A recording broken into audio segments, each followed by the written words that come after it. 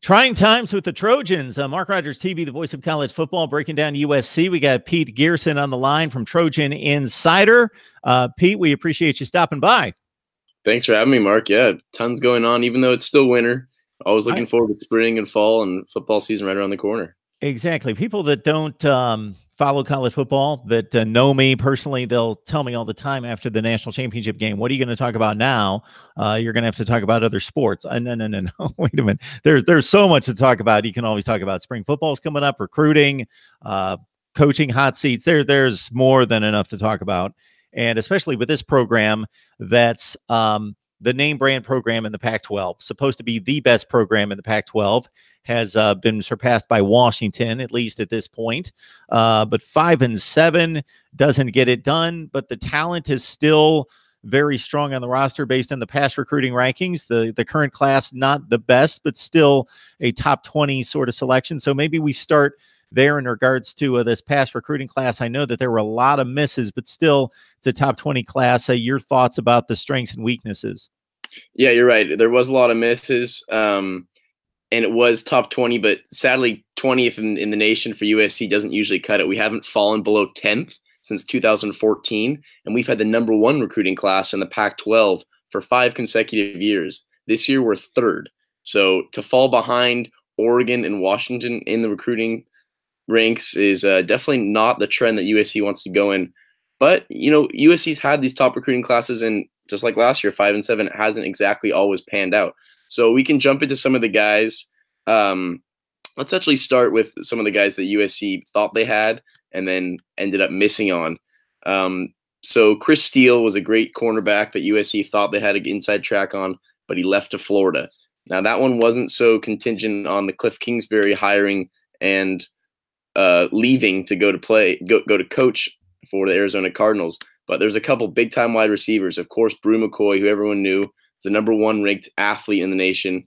He was committed for such a long time to come to USC. He's a SoCal kid, local kid. He always thought he was going to go play here in the Cardinal and Gold.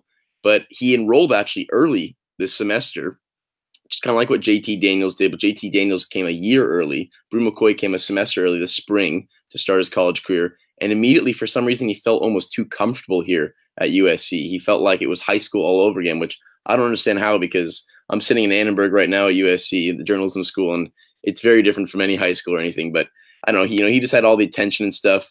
And I really think the Cliff Kingsbury hiring and then Cliff Kingsbury leaving really affected him. And he was extremely excited for the air raid offense as a wide receiver by trade. But some people were talking about he's even so athletic he could play defensive back for the Trojans. So that was a big loss for USC. It actually dropped the recruiting class from the mid-teens back down to 20. And then Puka Nacua was another big-time wide receiver that was committed to USC. And he literally, as soon as Cliff Kingsbury left, he started changing his ideas and decision immediately, and he bolted straight to Washington. So I think the Cliff Kingsbury effect really impacted the Trojans recruiting class, and hopefully doesn't impact them for future classes, because I work for Trojan Insider. Scott Schrader talks to all these families and talks to these students. And as soon as Cliff got hired, they were all saying, all these kids saying, parents saying, oh, I want my kid to go to USC straight away. Now, we're not trying to knock on Graham Harrell, the offensive coordinator that the Trojans did get from North Texas, who also runs the air raid offense, who learned it under Mike Leach. But Graham Harrell isn't exactly quite the flashy name that Cliff Kingsbury is. And in the end, it affected some of those recruits and definitely hurt the Trojans in the long run. There's a little bit of a sticky situation, too, with Lynn Swann not letting Cliff at first interview with NFL teams. And Lynn Swann's already been on a bunch of talk about a hot seat for Clay Helton. Lynn Swann's probably just as hot of a seat with all these boosters and USC alumni that are not exactly thrilled by the way things have been going here. And for good reason. 5-7 is unreal. And then having a bit of a down recruiting class here. The basketball team's not playing that well. Baseball teams has the most national championships all time, and they've had some struggling years. So the athletic department definitely is in some trying times right now. But we can also get into some of these players that USC did sign if you want quickly. There's some impressive guys. You always have to expect USC to sign impressive guys. And starting off with Kyle Ford, another top wide receiver in the country. He did come off an ACL injury, but USC is so deep at wide receiver that they don't really have to worry about a guy like Kyle Ford contributing straight away, but he's that athletic that he can contribute straight away. USC's has a really good tight end coming in Jude Wolfe. He's a 4-star from St. John Bosco, 6'5", 250. So he's probably going to make some moves on the offensive end. And really, USC offensively should be fine this year. They've got such a deep wide receiver core coming back. Tyler Vaughns and Michael Pittman probably could have tested the NFL waters and entered the draft, but instead those guys want to come back for another year, their senior season, and see what the Trojans can do here. And then Amon-Ra St. Brown, I think, is going to be a 3 and done. No doubt about it. The guy is so mature. You talk to him after practice, he's eons really ahead of the maturity-wise of his own freshman class. And this USC freshman class that we just had with JT Daniels and these guys is very deep. So Amon-Ra is extremely talented. You've got Michael Pittman, Tyler Vaughns, add Kyle Ford to that mix. You've got Velus Jones Jr. returning. So the offense, Graham Harrell's really going to be able to run this air raid, and running backs like Stephen Carr and Vavai Malapaya, who showed they can be a factor in the passing game as well, and some screen passes and stuff. So the USC offense should be good. We did lose 7 defenders on defense, but we do have a really strong sophomore class that is going to replace those guys too. We got Pete Gearson on the line from Trojan Insider to break down USC football coming off 5-7 and looking at this recruiting class. My pushback to the comments you just made about the offensive skill position players is that you're exactly on point, and we've seen it in recent seasons where the skill position players at USC as good as anywhere, even in winning the Pac-12 2 years ago. They were exceptional at all 3 of these skill position slots. But when they faced a Ohio State or Notre Dame, it seemed as though the offensive line that on both sides of the football in the trenches, that maybe USC has fallen far behind the elite of college football. Yeah, that's one area that USC hasn't probably done as well as job recruiting as they could, is the offensive tackle, offensive line really in general. Chume Doga was, a very highly touted prospect, and he did get invited to an NFL combine. He'll be leaving SC now, but USC just hasn't had these big-time tackles that they used to have just a few years ago, when they had guys that were getting drafted high in the first round, and the Dallas Cowboys had a few of them and stuff. So USC thankfully did get one big-time offensive tackle who should make a big difference. Jason Rodriguez, he's 6'5", 325. And he's just, you watch this tape, he's an unreal beast. He just pushes guys around left and right. And the Trojans have a couple guys returning, Andrew Voorhees and stuff, who a young group you'd hope that they're going to kind of improve and use some of the stuff they've learned off the veterans. But you're right, USC had a lot of the pieces to make an offense really go. And as soon as Sam Darnold left, and there were some growing pains with JT Daniels. So USC has those offensive pieces. I just think it really came down to play calling last year. T. Martin now, of course, offensive coordinator, is gone from USC, back to his alma mater at Tennessee. Clay Helton took over the play calling duties, and I don't know if he's the best play caller that USC could have chosen. And so Graham Harrell, I'm going to trust. The air raid has worked for Mike Leach. It worked for Cliff Kingsbury somewhat at Texas Tech.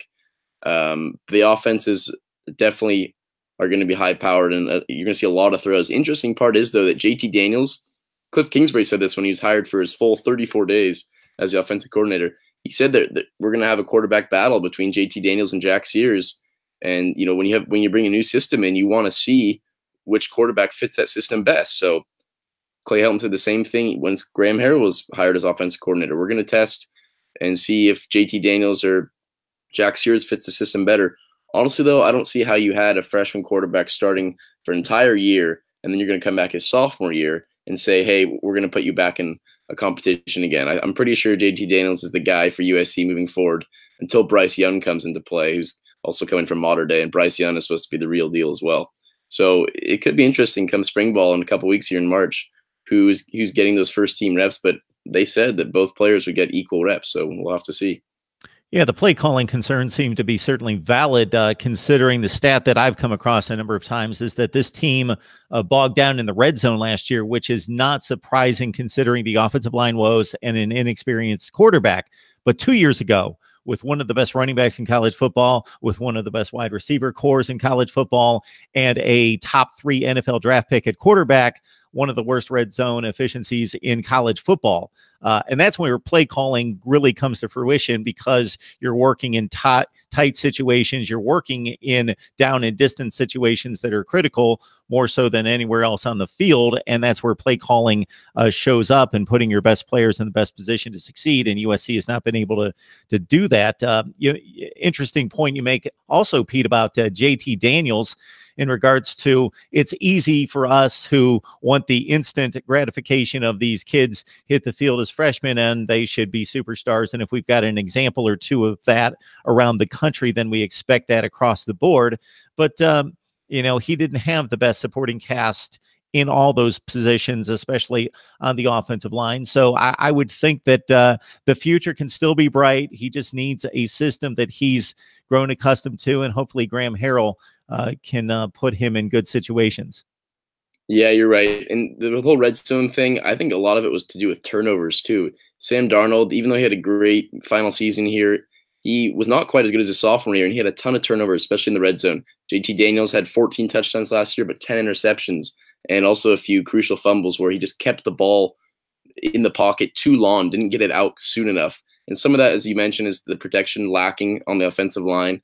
But other times it's just a freshman quarterback not making the right decision, getting a little panicked, lofting one up. If you watch the UCLA highlights, they're somewhat dreadful for a USC fan, because he just threw some balls in the air that were really free-for-alls, and the USC defensive backs came down with it. So I think limiting turnovers is really going to help that offense thrive in the red zone in 2019. What's intriguing as well, Pete, about this situation, we're joined by Pete Garrison. You can join him on Trojan Insider, is that you would expect even a down USC turn, even a slump in the program for a few years when they're not on top of their game and not ready to compete nationally, would still own the division, considering there's really not a program of their ilk in the division. Utah and Kyle Whittingham certainly do more with less, and he's certainly one of the better coaches in the country. UCLA, Chip Kelly just getting things started. They're pretty dismal right now. The Arizona schools can't compete on a regular basis. They're typically the 6 to 7 win type programs, and Colorado's been awful aside from one aberration for like 15 years. So the thought process that I'm bringing is that USC, even in a down spell, should grind out 8-4 kind of years and win the division and get to the Pac-12 championship game. Exactly. I mean, I mentioned before, they've had the #1 recruiting class in the Pac-12 5 straight years, and a couple of those years we were 2nd and 4th in the country. But USC, we've been ranked in the top 25 for every season to start the season, in the AP top 25 since 2001. And I'm betting that that won't happen this year. I don't think USC, who was ranked 15th last year, I don't think the voters are going to give USC that credit and have a ton of confidence in them, and are going to put in the top 25. So that's a huge aspect to start the season. And then looking ahead to 2019, USC's got a really tough schedule ahead of them. They planned some games that at the time they thought might be walkovers. We opened the season against Fresno State at home. Fresno State just went 12-2. USC went 5-7. So that's not going to be an easy one. Then Stanford comes to the Coliseum. That's always, a smash mouth game. Last year at 17-3 up in Palo Alto, and USC just looked dismal on offense. Then we're playing at BYU, which is a game USC probably should have never scheduled, because that BYU team playing in Provo is no easy task. Then Utah's here. USC got crushed by Utah last year. Then USC plays Washington this year, which they didn't last year, and that's up in Seattle. And then they go to Notre Dame. So those are your first 6 games of the season. Mark, tell me, I don't see a scenario where the Trojans are going to start 500 or better, at 2-4 maybe at best if you beat a Fresno State and a BYU, maybe pick up a win against Utah. But Notre Dame, Washington, Stanford, BYU, you're not winning more than 50% of those ball games. That's going to be a really tough start to the season. Then Clay Helton's going to be on the hot seat once again. Yeah, I noticed that in reviewing the schedules. It's very front loaded, and those 6 games, the only break there is there's a bye or 2 in there. But yeah, 6 consecutive games in which USC could be an underdog 4 or 5 times in there. And you mentioned Fresno State is no joke. They beat UCLA and Arizona State in winning the Mountain West last year.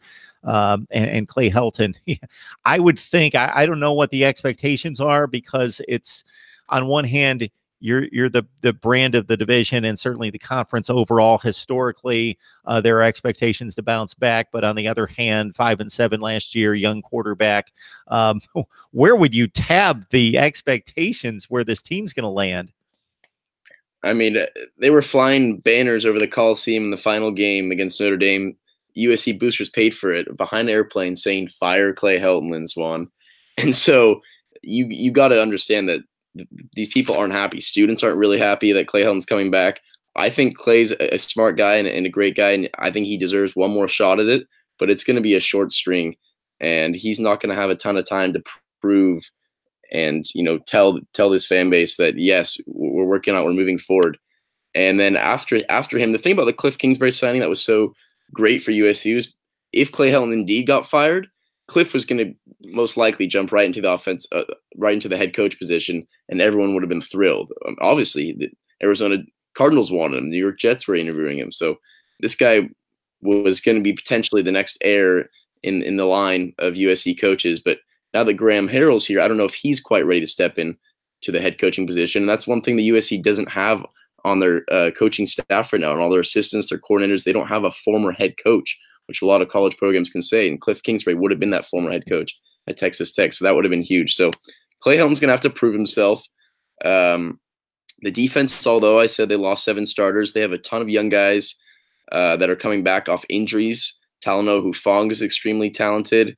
Palier Nateote, Isaiah Polamau, who's actually Troy Polamalu's relative, one of his cousins. So, talk about football in the bloodline there, and another USC grad. So USC has a lot of young guys that really this last year's recruiting class with the guys like Amon-Ra, St. Brown, and JT Daniels. On the defensive side, they have a lot of other guys that aren't household names yet, but they're extremely talented, and the playing time they got last year was really beneficial to them. One interesting thing that I was just talking to a USC player the other night I saw around campus, and I was talking about last year, and he said that there wasn't a ton of leadership and camaraderie on last year's squad, which may have led to the 5-7 year. Cam Smith was a great leader, I thought.